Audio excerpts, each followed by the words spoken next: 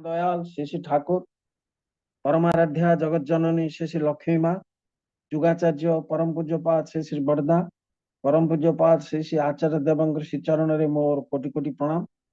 ठाकुर परिवार समस्त श्री चरण रे मोर कोटि कोटि प्रणाम। आज ओडिशा सत्संग भुवनेश्वर ऑनलाइन सत्संग 1899 दिन रे पदार्पण करने को जाउछि। प्राय 1.5 वर्ष ऊपर हो गलानी। खूब सुंदर आगे चलती। जहाँ हो उक्त सत्संगर वरेण्य परिचालक श्रीयुक्त सुभाष चंद्र साहू भाई तथा यही सत्संग रे संयुक्त होइथिबा सहप्रतिनिधि वृंद, अधर्जु जाजक मंडली, इष्टप्राण गुरुभ्राता मंडली, भक्तिमती मातृमंडली, छोट छोट पिला समस्त को मोर यथामान्य रा प्रीति एवं जय।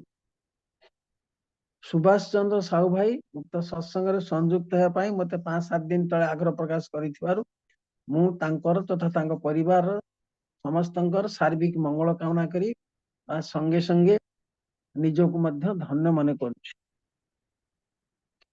आज सुभाष भाई कहउथले भोग निवेदन करिसेंती श्री मानस कुमार दास भाई गुरुग्राम हरियाणा रु तांकर पारिवारिक शांति स्वस्ति पाई परम पिता पथरे चली जजन जाजन इष्टभूति स्वस्थ सदाचार पालन करी चलिले स्वस्ति सुख शांति छाए आसीबो यह विधातांकर विधान। एवं यही गुरुग्राम हरियाणा रे मु बहुत थर जाइछि, बहुत थर सत्संग अटेंड करिछि। वृंदावन साहू भाई एसपीआर सेठी अछंती, तांका सारे मध्ये बहुत जनाशुना, तांका पूरा परिवार संगे जनाशुना। जहाँ हो ये मानस भाई के अवश्य मु भल भाव जानिनी, जहाँ हो से पारिवारिक जीवन तांकर सुख शांति आनंद रे भरपूर हेउटु परम पिता तांको दया करंतु यह कामना करी परम पिता चरण प्रार्थना जनाऊँ। आज भक्ति नैवेद्य अर्पण करिसेंती सुश्री देवहूति चक्रवर्ती सिलचर आसामरू, श्री शुभ्रकांत महापात्र बंगेड़ा खोर्धारू, श्रीमती मंदाकिनी साहू गुणपुर रायगड़ारू, श्री हिमाद्री भोई ऋषिड़ा कलाहांडीरू एवं कीर्तन परिवेशन करते केशव चंद्र पुष्टि भाई एवं तांको साथी भुवनेश्वर। एमानकर भजन कीर्तन सब किछि बहुत सुंदर होइछि, हृदय स्पर्शी होइछि, मनमुग्धकर होइछि। से माने एई भली भजन कीर्तन करी आम मानकु आप्यायित करी इष्ट पथरे आगे नहीं चलतु ताही कामना करी पर पिता चरण प्रार्थना जनाऊँ। आज टॉपिक रखा जाए श्री श्री ठाकुर तिरोधान तिथि बा 58तम महाप्रयाण तिथि। तबे गोटे कथा मु कहिबी, श्री श्री ठाकुर आगरु माने 80 वर्ष पूर्व अनेक बार अनेक को पचार थिले, अरे आमा के 80 वर्षर कबे हबे रे। से माने केही बुझी नथिले काहे कि ठाकुर पचार थिले 80 वर्ष केबे हबे। से कोन जानि न तांको 80 वर्ष हबो बोली, किंतु लोकों को पचारन परवर्ती अवस्था रे जणा पल्ला कोन 80 वर्ष काहे कि जानिबा को चाहुथिले। से ठाकुरंकर तिरोधान दिवस थिला 26 जनवरी 1969 मसिया प्राय भोर 4टा समय। जहाँ मु सुनिछि भोर 4टा समय श्री श्री ठाकुर असुस्थ अनुभव कले। संगे संगे श्री श्री ठाकुरंकर सान पुओ काजलदा ए पाखरे थेले, तांको डका गला। से थिले डॉक्टर, से संगे संगे आसिकिरी इंजेक्शन टा देबाकू सीरीज लोड करिया जाउथिले। एही समय हठात लाइट चली गला, सब अंधकार होई गला। सेतेबेले वर्तमान भली व्यवस्था किछि नथिला लाइट रो। से संगे संगे जनरेटर लगे लाइट आसीबा सेमति किछि व्यवस्था नथिला। लंटन लगे आलोक सृष्टि कला बेलकू श्री श्री ठाकुर आ नाहन। प्राय सकाळ 10टा बेलकू सब आड़े खबर आसीगला श्री श्री ठाकुर आ नाहंती। मु निजे बहुत कांदी पकाइली कि मोर ठाकुर आ नाहंती। मु भाबिथिल कि मो पिलामान को नहीं श्री श्री ठाकुर दर्शन करे आनिबी, किंतु ताहा संभव हेलानी। तापरे 12 दिन श्री श्री ठाकुरंकर अशौच पालन करिया पड़िथिला। पादरे जोता व्यवहार करा हेउ नथिला, दाढ़ी निश कटिबाकू हेउ नथिला एवं खाइबा पीबारे तेल व्यवहार करा हेउ नथिला। हबिषान्न गोटी ओली खाइबाकू पड़ुथिला, बिना तेल रे बिना मसला रोषेई करिया पड़ुथिला एवं देह रे तेल लगेया पड़ु नथिला। ऑफिस जीवा पड़ुथिला। जेतले आमे जाउथुल मोर मने अछि ଯେତେବେଳେ ବିନା ଜୋତାର ଅଫିସ ଯାଉ ସେ ପଚାରନ୍ତି ଷଡଙ୍ଗୀ ବାବୁ ଆପଣ କଣ ଏମିତି ଖାଲି ଗୋଡରେ ଆସୁଛନ୍ତି କି କଣ ଘଟଣା? ମୁଁ ତାଙ୍କୁ କହିଲି, ମୁଁ କହିଲି ଆଜ୍ଞା ଏମିତି ଆମ ଗୁରୁ ଅଛନ୍ତି, ଗୁରୁ ପୁରୁଷୋତ୍ତମ, ତାଙ୍କର ଦେହାନ୍ତ ହେଇଯାଇଛି, ସେଠୁ ତାଙ୍କର ଦେହାନ୍ତ ପାଇଁ ଆମେ 12 ଦିନ ଆଗକୁ ପାଳନ କରୁ। ଯାଉ ସେମାନେ କିଛି କହିଲେନି ଅବଶ୍ୟ। ତାପରେ ଠାକୁରଙ୍କର ଇଏ କଣ ସେଟା କହୁଛନ୍ତି ଅସ୍ଥି ବିସର୍ଜନ ପାଇଁ ପୁରୀ ଆସିଥିଲେ। ପୁରୀ ଆମର ଏଇ ଯୋଉ ମହୋଦଧିରେ ବିସର୍ଜନ କରିବା ପାଇଁ ସେଠି ମଧ୍ୟ ଯାଇ ସହଯୋଗ କରୁଥିଲୁ। ବହୁ ସଂଖ୍ୟାରେ ଭାଇ ମାନେ ଯାଇଥିଲେ। ସେ ମନ ଭାରି ଦୁଃଖ ସେତେବେଳେ ଥାଏ, କଣ କରିବୁ ଆଉ ଠାକୁରଙ୍କ ସହିତ ଆଉ ସାକ୍ଷାତ ହେଇପାରିବ ନାହିଁ ବୋଲି। ସେଇ ଦିନ ଠାରୁ ଆମେ ଠାକୁରଙ୍କୁ ସେଇଭଳି ଭାବରେ ଦେଖି ଚାଲିଛୁ। ଆମେ ବା କଣ ଆଉ କରିପାରିବା? ତାଙ୍କର ଯିଏ ଆସିଛି, ଦିନେ ମଣିଷ ହେଲା ମାନେ ମଣିଷ ନିଶ୍ଚିତ ଦିନେ ନା ଦିନେ ଯିବ, ଏଥିରେ କିଛି ମାତ୍ର ସନ୍ଦେହ ନାହିଁ। ଜନ୍ମିଲେ ମରିତେ হবে, ଅମର କି କଥା କବେ। ତେଣୁ ମରିଲେ ଗୀତା କହୁଛି ଜାତ ସେଇ ଧ୍ରୁବ ମୃତ୍ୟୁ ଧ୍ରୁବ ଦନ୍ନ ମୃତସ୍ୟ। ମଣିଷ ହେଲା ମାନେ ଜନ୍ମ ହବ, ମରିବ, ମଲେ ଜନ୍ମ ହବ, ଏଇଟା ସ୍ଥିର ନିଶ୍ଚିତ। ଏଇ ଯୋଉ ତିରୋଧାନ ତିଥି ବା ଦିବସ, ଏଇଟା ପାଳନ କରିବାର କାରଣଟା ହଉଛି କଣ? ତିରୋଧାନ ତିଥି ବିଶେଷ ଭାବରେ ଦିବସଟାରେ କରାଯାଉନି, କାହିଁକିନା ସେ ସବୁ କାଲକୁଲେସନ କରିକିରି ତିଥିଟାକୁ ଫିକ୍ସ କରାହେଇଛି। ସେଇ ତିଥିଟାରେ ଶ୍ରାଦ୍ଧ ଦିଆଯାଏ। ଶ୍ରୀ ଠାକୁରଙ୍କର ବର୍ତ୍ତମାନ ଶ୍ରାଦ୍ଧ ଦିଆଯିବ ଦେଓଘର ଆଶ୍ରମରେ, ଏବଂ ଆମମାନଙ୍କୁ କୁହାଯାଇଛି ହବିଷାନ୍ନ ପାଳନ କରିବା ପାଇଁ 12ଟା ପରେ ହବିଷାନ୍ନ ଗ୍ରହଣ କରିବା କଥା, ଏବଂ ରାତିରେ କିଛି ନ ଖାଇ ଉପବାସ ରହିବା କଥା। ଏଇ ଯୋଉ ଶ୍ରାଦ୍ଧ କଥା କୁହାଯାଇଛି, ଶ୍ରାଦ୍ଧ ହଉଛି ଦୁଇ, ଠାକୁର ଯାହା କହିଛନ୍ତି ମୁଁ ସେଇଟା ଆପଣ ମାନଙ୍କ ପାଖରେ କହୁଛି, ମୋ ନିଜର କିଛି ନାହିଁ। ଠାକୁର କହୁଛନ୍ତି ଶ୍ରାଦ୍ଧ, ଆଉ ବହୁତ କଥା ଅଛି ଶାସ୍ତ୍ର ପୁରାଣରେ, କିନ୍ତୁ ଠାକୁର ଏଇଟା ହିଁ ଆକ୍ସେପ୍ଟ କରିଛନ୍ତି ଆମ ମାନଙ୍କ ପାଖରେ। ଶ୍ରାଦ୍ଧ ଦୁଇ ପ୍ରକାରର, ଗୋଟେ ହଉଛି ସପିଣ୍ଡକରଣ ଶ୍ରାଦ୍ଧ, ଆଉ ଗୋଟେ ହଉଛି ବୃଦ୍ଧି ଶ୍ରାଦ୍ଧ। ସପିଣ୍ଡକରଣ ଶ୍ରାଦ୍ଧ ମାନେ ପୁନର୍ଜନ୍ମ ପାଇଁ ଶ୍ରାଦ୍ଧ ଯୋଉ ଦିଆଯାଏ, ସେଇଥିପାଇଁ ପିଣ୍ଡୀକରଣ ପାଇଁ, ପୁନର୍ଜନ୍ମ ହବା ପାଇଁ ସେ ଶ୍ରାଦ୍ଧଟି ଦିଆଯାଏ। ଠାକୁର କହୁଛନ୍ତି ପ୍ରେତ ବା ଗତ ପ୍ରତି ଶ୍ରଦ୍ଧାନ୍ୱିତ ହୋଇ ତାର ଶରୀର ଧାରଣ ଉଦ୍ଦେଶ୍ୟରେ ବିଧି ପୂର୍ବକ ଯୋଉ ଦାନ କରାଯାଏ ତାକୁ ହିଁ ଶ୍ରାଦ୍ଧ କହନ୍ତି। ଶ୍ରଦ୍ଧାଯୁକ୍ତ ଦାନାର୍ଥେ ଇତି ଶ୍ରାଦ୍ଧ, ଅର୍ଥାତ ମୃତ ପ୍ରତି ଶ୍ରଦ୍ଧା ହେତୁ ଯାହା ଦାନ କରାଯାଏ ବା ଯେ ଅନୁଷ୍ଠାନ କରାଯାଏ ତାହା ହିଁ ଶ୍ରାଦ୍ଧ। ଶ୍ରଦ୍ଧା କଥା ମଧ୍ୟରେ ଅଛି ଶ୍ରୀ ଆଉ ଧା ଧାତୁ। ଶ୍ରୀ ମାନେ ଆଶ୍ରୟ ସେବା, ଧା ଧାତୁ ମାନେ ଧାରଣ ପାଳନ ପୋଷଣ, ଅର୍ଥାତ ଯାହାକୁ ଆଶ୍ରୟ କରି ସେବା କରିବା ଭିତର ଦେଇ ଧାରଣ କରା ହୁଏ, ପାଳନ କରା ହୁଏ, ପୋଷଣ କରା ହୁଏ, ତାକୁ ହିଁ କହନ୍ତି ଶ୍ରଦ୍ଧା। ପୁଣି ଠାକୁରଙ୍କ ପାଖରେ ପ୍ରଶ୍ନ ହେଇଥିଲା ଶ୍ରଦ୍ଧା ମଣିଷ ଠାରେ ଆସେ କୁଆଡୁ? ଠାକୁର କହୁଛନ୍ତି ପିତାମାତାଙ୍କର ଯୋଗ ବନ୍ଧନ ଯେଉଁଠାରେ ଯେତେ ନିବିଡ଼ ଓ ସଙ୍ଗତିପୂର୍ଣ୍ଣ, ସେଠାରେ ସେତେ ସଙ୍ଗତିଶୀଳ ତୀବ୍ର ସମ୍ବେଗୀ ସନ୍ତାନ ଜନ୍ମ ଗ୍ରହଣର ସମ୍ଭାବନା ଥାଏ। ସେମାନେ ସ୍ୱଭାବତଃ ହିଁ ଶ୍ରଦ୍ଧାବାନ ହୁଅନ୍ତି। ଏହି ଶ୍ରଦ୍ଧା ହିଁ ଶ୍ରେୟଙ୍କ ଠାରେ ଯୁକ୍ତ ହେବାକୁ ପ୍ରେରଣା ଯୋଗାଏ।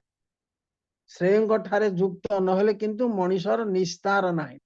ଶ୍ରଦ୍ଧାଟା ଆସେ କୋଉଠି? ବାପା ମାଙ୍କର ଯୋଗ ବନ୍ଧନ ଭିତର ଦେଇ। ଯେତେ ସଙ୍ଗତିପୂର୍ଣ୍ଣ, ଯେତେ ନିବିଡ଼ ହବ, ସେ ପିଲାଟା ସେତେ ଶ୍ରଦ୍ଧାବାନ ହେଇ ଉଠିବ। ପୁଣି ଯଦି ମଣିଷ ପିଲାଟା ଶ୍ରଦ୍ଧାବାନ ହୁଏ, ତାହେଲେ ସେ କଣ ହବ ନା ଶ୍ରେୟଙ୍କ ଠାରେ ଯୁକ୍ତ ହେବାକୁ ପ୍ରେରଣା ଯୋଗେଇବ। এই ଶ୍ରଦ୍ଧା ଯାହା ଭିତରେ ଅଛି ସେଇମାନେ ହିଁ ଶ୍ରେୟଙ୍କ ସାଙ୍ଗରେ ଯୁକ୍ତ ହବା ସମ୍ଭାବନା ଥାଏ।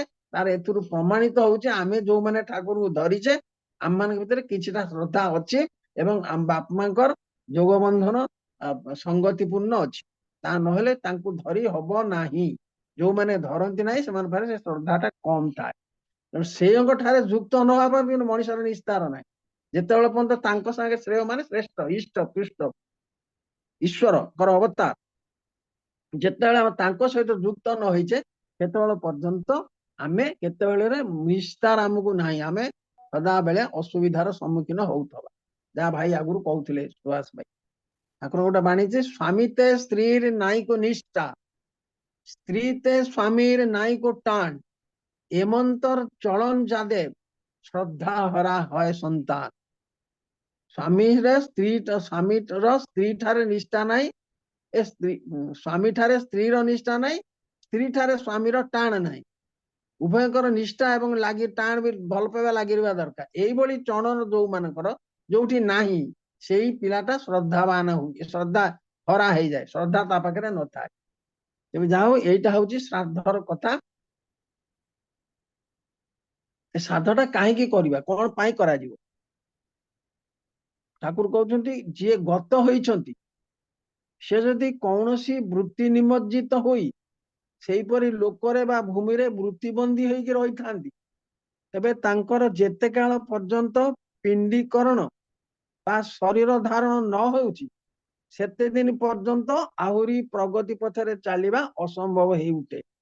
ପୁଣି ସେମାନଙ୍କୁ ଶରୀର ହେବାକୁ ହେଲେ ତାର ଏକମାତ୍ର ପଥ ହଉଛି ନାରୀ ପୁରୁଷର ଯୋଗ ବା ମିଳନ ଭିତର ଦେଇ। କାରଣ ନାରୀ ପୁରୁଷର ମିଳନ କ୍ଷଣର ବୃତ୍ତି ଭୂମି ଯଦି ଗତ ଯିଏ ବା ଯେଉଁମାନେ ତାର ସେଇ ବୃତ୍ତିଭୂମିର ସମସୂତ୍ରତା ଲାଭ କରେ, ତେବେ ସେଇ ପ୍ରେତ ବା ଗତ ଯିଏ ସେ ଶରୀର ହୋଇ ପାରନ୍ତି ମା ପେଟରେ ଜନ୍ମ ନେଇକି। ଇଏ କିଛି କମ କଥା ନୁହେଁ। କଣ ଠାକୁରଙ୍କର କୁହା যে মৃত্যু কালে যেভাব ধরি ছেড়ে শরীর যায় জীবন, জন্মে আবার তেমনি স্থানে সেই ভাবেরই পথ পায় যখন। অর্থাৎ মরিবা সময়ে মଣିଷ ଯାହା ଯାହା ଭାବିକିରି ମରେ, ସେଇ ଭାବନାକୁ ନେଇକି ସେ ଚାଲିଯାଏ। ଏବଂ ଯେତେବେଳେ ପର୍ଯ୍ୟନ୍ତ ସେଇ ଭାବନା ବିଶିଷ୍ଟ ବାପ ମା ନ ମିଳିଛନ୍ତି, ସେତେବେଳେ ପର୍ଯ୍ୟନ୍ତ ସିଏ ଜନ୍ମ ଲାଭ କରିପାରେ ନା। ଆମେ ଯୋଉ ଚାଲି ଯାଇଛେ, ଆମେ ସବୁ ଆମର ଯୋଉମାନେ ଚାଲି ଯାଇଛନ୍ତି, ସେମାନେ ପୁଣି ଜନ୍ମ ଲାଭ ତ କରିବେ ହିଁ କରିବେ, କିନ୍ତୁ କରିବାକୁ ଗଲେ ସେଇଭଳି ବାପ ମା ଦରକାର ଯୋଉମାନେ କି ସେଇ ଭାବରେ ଭାବିତ ହଉଥିବେ। ଅର୍ଥାତ ଗୋଟେ ଲୋକ ବାଇଗଣ ଚାଷ କରୁଛି, ସିଏ ଭଲ ବାଇଗଣ ହେଇଛି ଏବଂ ସ୍ତ୍ରୀ ଆଗରେ ମାନେ ମନରେ ଭାବିଛି ଏ ବର୍ଷ ଭଲ ବାଇଗଣ ହବ, ଭଲ ପଇସା ଆସିବ ଇତ୍ୟାଦି ଇତ୍ୟାଦି ଭାବିକିରି ସେଇନ ରାତିରେ ହୁଏତ ତାର ମୃତ୍ୟୁ ହେଇଗଲା। କଣ ନେଇକିରି ଗଲା ନା ଏଇ ବାଇଗଣର ଭାବଟା ସେ ନେଇକିରି ଗଲା। ବାଇଗଣର ଭାବଟା ନେଇ ସେ ଚାଲିଗଲା। ସିଏ ଆଉ ଗୋଟେ ଚାଷୀ ଯେତେବେଳେ ଯୋଉ ସମୟରେ କେତେବେଳେ ତା ତ କହିହବନି ଆଗରୁ, ସିଏ ହয়তো ବାଇଗଣ ଚାଷ କରିଛି, ତାର ବାଇଗଣ ଭଲ ହେଇଛି, ସିଏ ଫୁଲ ଭଲ ହେଇଛି ଏବଂ ବାଇଗଣ କଷି ହେଇଗଲାଣି, ଭଲ ବାଇଗଣ ହବ, ପଇସା ଭଲ ଆସିବ, ଏଇ କଥା ସିଏ କଣ କରୁଛି ନା ତା ସ୍ତ୍ରୀ ଆଗରେ ଆସି କହୁଛି। ସ୍ତ୍ରୀ ସେ କଥା ଶୁଣିଲା, ଶୁଣିକିରି ସେଇ ବାଇଗଣ ଭାବରେ ଭାବିତ ହେଇଗଲା। ସେଇଦିନ ଯଦି ଦୁଇ ଜଣ ଯାକ ଉପଗତ ହୁଅନ୍ତି, ତାହେଲେ ସେଇ ସମୟରେ ସେଇ ଯୋଉ ସୋଲଟା ଚାଲି ଯାଇଛି ଆତ୍ମାଟା, ତାହେଲେ ଏକ୍ଟୋପ୍ଲାସ୍ମିକ ବଡି ହେଇକିରି ସେ ଆତ୍ମାଟା ସେଠି ଜନ୍ମ ଲାଭ କରେ ବା କରିବାର ସମ୍ଭାବନା ଥାଏ। ଇଏ କିଛି ଛୋଟିଆ ଜିନିଷ ନୁହେଁ। କିଏ କୋଉ ଭାବନା ନେଇକିରି ଯାଇଛି, ସେଇ ଭାବନା ବିଶିଷ୍ଟ ବାପା ମା ନ ପର୍ଯ୍ୟନ୍ତ ସେ କିନ୍ତୁ ଜନ୍ମ ଲାଭ କରିପାରିବ ନାହିଁ। ସେଟା କୁହାଯାଇଛି। ତାହେଲେ ହେଉଛି କଣ ନା ଏଇ ସୁବିଧାଜନକ ବାଟ ପନ୍ଥାଟା ହେଉଛି କଣ ନା ଶ୍ରାଦ୍ଧ କରିବା ମାନେ ଗତ ପ୍ରତି ଯିଏ ଚାଲି ଯାଇଛନ୍ତି ତାଙ୍କ ପ୍ରତି ଶ୍ରଦ୍ଧାର ଦାନ ଭିତର ଦେଇ ଯେଉଁମାନଙ୍କୁ ଦାନ କରାହେଉଛି, ସେମାନଙ୍କର ଅନ୍ତଃକରଣଟାକୁ ଏଇ ଗତର ଭାବାପନ୍ନ କରି ତୋଳିବା ହିଁ ଶ୍ରାଦ୍ଧର ପ୍ରଧାନ ଉଦ୍ଦେଶ୍ୟ। ଆଉ ସେଇଥିପାଇଁ ଏ ଶ୍ରାଦ୍ଧର ନାମ ଦିଆଯାଇଛି ସପିଣ୍ଡକରଣ ଶ୍ରାଦ୍ଧ। ଅର୍ଥାତ୍ ଆମେ ଏଇଭଳି ଭାବରେ କଥାଭାଷା କରିବା, ଯାହାକୁ ଶ୍ରାଦ୍ଧ ଦେଲେ ଯାହାକୁ ଖାଇବା ପିଇବାକୁ ଦବା, ଆମେ କଣ କରୁଛୁ ନା ଶ୍ରାଦ୍ଧରେ ବହୁତ ଲୋକଙ୍କୁ ଡାକି ଦଉ ଏବଂ ବିଭିନ୍ନ ପ୍ରକାର ଜାତି ଗୋତ୍ର ଲୋକ ମାନେ ଇଏର ଲୋକଙ୍କୁ ମଧ୍ୟ ଡାକି ଦଉ ଖାଇବା ପାଇଁକା। କଣ ନା ଆମର ଅଛି, ଆମେ ଆମର ମରିଯାଇଛି ନା ଆମେ ଖାଇବା ପିଇବାକୁ ଦଉ। କିନ୍ତୁ ଠାକୁର କହୁଛନ୍ତି ନିହାତି କମରେ ବିଶେଷ କରି ୟଙ୍ଗ ଲୋକ ଯୋଉମାନେ ଭଲ ବ୍ରାହ୍ମଣ ମାନେ ଯେ ବ୍ରାହ୍ମଣ କ୍ଷତ୍ରିୟ ବୈଶ୍ୟ ଯୋଉମାନେ ହୁଅନ୍ତି, ସେମାନେ ନିଷ୍ଠାର ସହିତ ଠାକୁରଙ୍କୁ ମାନି ଚାଲିଛନ୍ତି ବା ଭଗବାନଙ୍କୁ ମାନି ଚାଲି, ସେଇମାନଙ୍କୁ ଡାକିକି ତାଙ୍କୁ ଖାଇବାକୁ ଦେଲେ କଣ ହବ ନା ତାଙ୍କୁ ଏଇ ଗତର ଭାବାପନ୍ନ ଯଦି କରାଯାଏ, ତା ଭିତର ଦେଇକିରି ଏ ସନ୍ତାନଟା ଆସିବାର ସମ୍ଭାବନା ଥାଏ। ଆଉ ବୃଦ୍ଧି ଶ୍ରାଦ୍ଧ ହଉଛି କଣ ନା ପୂର୍ବପୁରୁଷ ଏବଂ ଋଷି ମାନଙ୍କର ଉଦ୍ଦେଶ୍ୟରେ ଶ୍ରଦ୍ଧାବାନ ସ୍ତୁତିର ଭିତର ଦେଇ ମଣିଷ ଯାହା ଦ୍ୱାରା ବୁଦ୍ଧି ପ୍ରାପ୍ତ ହୁଏ, ଏପରି ଭାବରେ ଦାନ କରି ଶ୍ରଦ୍ଧାକର୍ତ୍ତାର ବୃଦ୍ଧି ପ୍ରଗତିର ଉନ୍ନତି ହେବାର ପ୍ରାଥମିକ ସଞ୍ଚାଳନ ଥାଏ। ଏହା କରିବାକୁ ହେଲେ ଦରକାର କଣ ନା ସେମାନଙ୍କର ଜୀବନୀ କ୍ରିୟାକଳାପ ଦକ୍ଷତା ବହୁ ଦର୍ଶନ ଇତ୍ୟାଦି ସ୍ତୁତି ଭିତରେ ମାନେ କହିକିରି ତାଙ୍କୁ ସ୍ମରଣରେ ଆଣିବାକୁ ହୁଏ। ତା ଦ୍ୱାରା କଣ ହୁଏ ନା ସେମାନେ ଯେତେବେଳେ ସେ ଲୋକର ଜୀବନୀ ଶୁଣିଲେ ଏ ଲୋକଟା ଏଇଭଳି, ତାର କ୍ରିୟାକଳାପ ଏଇଭଳି, ତାର ଦକ୍ଷତା ଏମିତି, ତାର ବହୁ ଦର୍ଶନ ସବୁ ଏମିତି, ଇଏ କଣ କରେ ନା ସେ ଲୋକ ଖାଇ ପିଇକିରି ଏଠୁ ଗଲେ, ଯାଇକିରି ଘରେ ପହଞ୍ଚିଲେ। ଘରେ ପହଞ୍ଚିକିରି ସ୍ତ୍ରୀ ଯେତେବେଳେ ଶୁଣି ଦେଖିଲା, କହିଲା ଆରେ ଯାଇଥିଲା ଆଜି ଖାଇବାକୁ, କଣ କଣ ସବୁ ଖାଇବା ପିଇବା ହେଇଥିଲା, କଣ କଣ ହେଲା, ସେ ଲୋକ କେମିତିକା କଣ, ଇଏ ଯେତେବେଳେ ଶୁଣିକି ଯାଇଥିଲେ ଏଠି, ସିଏ ସ୍ତ୍ରୀ ଆଗରେ ବଖାଣିବେ। ସ୍ତ୍ରୀ ଆଗରେ ବଖାଣିଲେ ସ୍ୱାମୀ ସ୍ତ୍ରୀ ସେଦିନ ସେଇ ଭାବରେ ଭାବିତ ହେଇଗଲେ। ଯଦି କୌଣସି କାରଣ ବଶତଃ ସେମାନେ ଉପଗତ ହୁଅନ୍ତି, ତାହେଲେ ସେଇଭଳି ଭାବ ଇଷ୍ଟ ସନ୍ତାନ ଜନ୍ମ ଲାଭ କରିବାର ସମ୍ଭାବନା ଥାଏ। ତା ପୂର୍ବରୁ ଆଉ ଗୋଟେ ମୃତ୍ୟୁର ଜନ୍ମ ମୃତ୍ୟୁର କଥା ମୁଁ ଆପଣଙ୍କ ପାଖରେ କହୁଛି। ଠାକୁର କହୁଛନ୍ତି ମରିବା ସମୟରେ ବହୁତ ସାରା ଭାବନା ଯାହାକି ଚିତ୍ତରେ ଗୁପ୍ତ ରହିଥାଏ, ତାହା ପରେ ପରେ ଆମ ସାମ୍ନାରେ ସିନେମା ପରଦା ଭଳି ଆସେ। କିନ୍ତୁ ଯେତେବେଳେ ପର୍ଯ୍ୟନ୍ତ ଆମେ ସ୍ମୃତି ଆଉ ଯୋଗସୂତ୍ର ହରାଇ ନ ବସିଛେ, ସେତେବେଳେ ପର୍ଯ୍ୟନ୍ତ ମୃତ୍ୟୁଟା କିନ୍ତୁ ଅସମ୍ଭବ ହେଇ ଉଠେ। କୌଣସି ଏକ ବିଶେଷ ଭାବ ସହିତ ମନର ଯଦି ସଂଯୋଗ ହୋଇଯାଏ, ଏହିପରି ମନ ସଂଯୋଗ ସମୟରେ ଜ୍ୟୋତି ଦର୍ଶନ ହୁଏ ଏବଂ ଏହି ଜ୍ୟୋତିର ଆଲୋକ ଏତେ ଜୋର ହୁଏ ଯେଉଁଥିରେ ପୂର୍ବ ଏବଂ ପରବର୍ତ୍ତୀ ଭାବ ସହିତ ଯୋଗସୂତ୍ର କଟିଯାଏ ଏବଂ ମୁହୂର ବିସ୍ମୃତ ହୁଏ। ପୁଣି ଆଉ ଗୋଟେ ଜାଗାରେ ଠାକୁର କହିଛନ୍ତି ମୃତ୍ୟୁ ସମୟରେ ପ୍ରଥମେ ଗଭୀର ଅନ୍ଧକାର ଆସେ, ତାପରେ ଡାର୍ଜିଲିଂ ଲାଇଟ୍ ବା ଆଖି ଧୁନ୍ଦାଳିଆ ଆଲୋକ ଆସେ, ତାପରେ ପ୍ରଚଣ୍ଡ ଢଙ୍ଗ ଢଙ୍ଗ ଶବ୍ଦ ହୁଏ। ସେଇ ଶବ୍ଦ ଚୋଟରେ ସବୁ କିଛି ଡିସକନେକ୍ଟେଡ ବିଚ୍ଛିନ୍ନ ହୋଇଯାଏ। ସେଇଠାରେ ଯିଏ ସହ୍ୟ କରିପାରେ ତାର ଚେତନାର କ୍ରମାଗତି ଠିକ ଥାଏ, ନଚେତ କଟିଯାଏ। ଇଷ୍ଟଙ୍କ ଉପରେ ଗଭୀର ଟାଣ ଥିଲେ ସେତେବେଳେ ଚେତନା ବଜାୟ ରଖିପାରେ। ଏଇ ଯୋଉ ଭାବିବା କଥା, ମୁଁ ମଣିଷ ମରିବା ସମୟରେ ବହୁତ କଥା ଭାବେ, ତାର ମୂଳ କାରଣ ହେଇଛି କଣ ନା ମଣିଷ ଜୀବନ ସାରା ଯାହା ଯାହା ସେ ଭାବେ ତାର ଗୋଟେ ପ୍ରତ୍ୟେକଟାର ଗୋଟେ ଦାଗ ମୁଣ୍ଡରେ ଛବି ଭଳିଆ ରହିଯାଏ। ତାହା କୌଣସି ରକମ ଯାଏ ନା। ତାକୁ ତାକୁ କହନ୍ତି ଚିତ୍ରଲେଖା ବା ଚିତ୍ରଗୁପ୍ତ। ଚିତ୍ରଗୁପ୍ତ ମାନେ ଚିତ୍ତରେ ସେ ଗୁପ୍ତ ଥିଲା। ସେ ମରିବା ସମୟରେ ସେଗୁଡା ସବୁ ସିନେମା ପର୍ଦ୍ଦା ଭଳିଆ ସାମ୍ନାକୁ ଗୋଟିଏ ପରେ ଗୋଟେ ଆସେ। ଯୋଉ ଗୋଟାଏ ଭାବ ସହିତ ଆମର ମନଟା ସଂଯୋଗ ହେଇଗଲା, ସେଇ ଭାବଟାକୁ ନେଇକିରି ଆମେ ଚାଲିଗଲ। ସେଇଟା କହୁଛନ୍ତି ଠାକୁର, ମୃତ୍ୟୁ କାଳେ যে ভাব ধরি ছাড়ে শরীর যায় জীবন, জন্মে আবার তেমনি স্থানে সেই ভাবের এই পথ পায় যখন, যেমন তর নিষ্ঠা ভাবে তিরোহিত হবি তুই, তেমন তর এই সত্তা হবে, তেমন তর এই পাবি মুই। ভাগবত কହୁଛି প্রাণী জীবন অন্তকালে মন ভ্রমই অন্তরালে, প্রাণ সঙ্গতে যাহা ভাবে সে অনুসারে জন্ম লবে। ভাগবত এই জীব মরণ নিকটে বেগে চিন্তই ଅନ୍ୟ ଘଟେ। ଗୀତା କହୁଛି, ଶ୍ରୀକୃଷ୍ଣ ଗୀତାରେ କହିଛନ୍ତି ଜଙ୍ଗ ଜଙ୍ଗ ଭାବି ସ୍ମରଣ ଭାବ ତ୍ୟଜତନ୍ତେ କଳେବର କଳେବରଂ ତଂ ତମେ ବେତି କୌନ୍ତେୟ ସଦା ତଦ୍ଭାବ ଭାବିତ। ଅର୍ଥାତ ମୃତ୍ୟୁ ସମୟରେ ଏ ମନ ଯାହା ଯାହା ଭାବି ଏ ଶରୀର ତ୍ୟାଗ କରେ, ସେଇ ଭାବନାରେ ଭାବିତ ହୋଇଥିବା ବ୍ୟକ୍ତିଙ୍କ ପାଖରେ ପୁଣି ଜନ୍ମ ନିଏ। ତେଣୁ ଏଇଟା ହଉଛି ଜନ୍ମ ମୃତ୍ୟୁର ରହସ୍ୟ, ଯୋଉଟା କି ଆମେ ଆଜି ପର୍ଯ୍ୟନ୍ତ ଜାଣିନେ। କାହିଁକି ନା ଆମେ ମଲାବେଳେ ଏଇ ଯୋଉ ଘଟଣା ସବୁ ଘଟିଲା, ଆମେ ତ ଜାଣିଲେ ଯାହା କିଛି ଘଟିଲା ଆମେ ତ ଚାଲିଗଲେ, ଆମେ ତ ଜାଣିପାରିଲେ ଚାଲିଗଲେ। ତାପରେ ପୁଣି ଯେତେବେଳେ ଜନ୍ମ ନେଲେ ଆମେ ଭୁଲି ଯାଇଛେ, ସବୁ ମନେ ପଡେ ନା। ତେଣୁ ଠାକୁର ଦୟା ପର୍ବ ସେ ଆମମାନଙ୍କ ପରେ ଏଗୁଡା ସବୁ କହିଦେଇ ଯାଇଛନ୍ତି ଆମମାନଙ୍କର ମଙ୍ଗଳ ପାଇଁ। ଯଦି ଆମେ ସେଇ ସମୟରେ ଯାହା ଭାବିବା ତାହା ହିଁ ହବ। ସେ କହୁଛନ୍ତି ମରିବା ସମୟରେ ଯାହା ଯାହା ଭାବେ। ଯଦି କେହି ଲୋକ କଣ ଚେତନାର କ୍ରମାଗତି ରଖିବାକୁ ଚାହେଁ, ତାର ଦରକାର କଣ ମାକ୍ସିମମ୍ ନାମ ଧ୍ୟାନ କରିବା। ନାମ ଧ୍ୟାନ ପରାୟଣ ହେଲେ ମରିବା ସମୟରେ ବିଶେଷ ନାମ ମନେ ପଡିବ।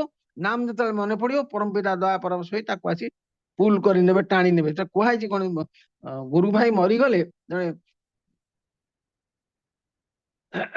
ଗୁରୁ ଭାଇ ଦେହାନ୍ତ ହେଇଗଲେ, ସେ କୋଉଠି ଠାକୁର ପ୍ରଶ୍ନ ହେଇଥିଲା, ଠାକୁର କହିଲେ ସେ ତାକୁ ପରମ ପିତା ତାକୁ ପୁଲ କରି ଧରନ୍ତି।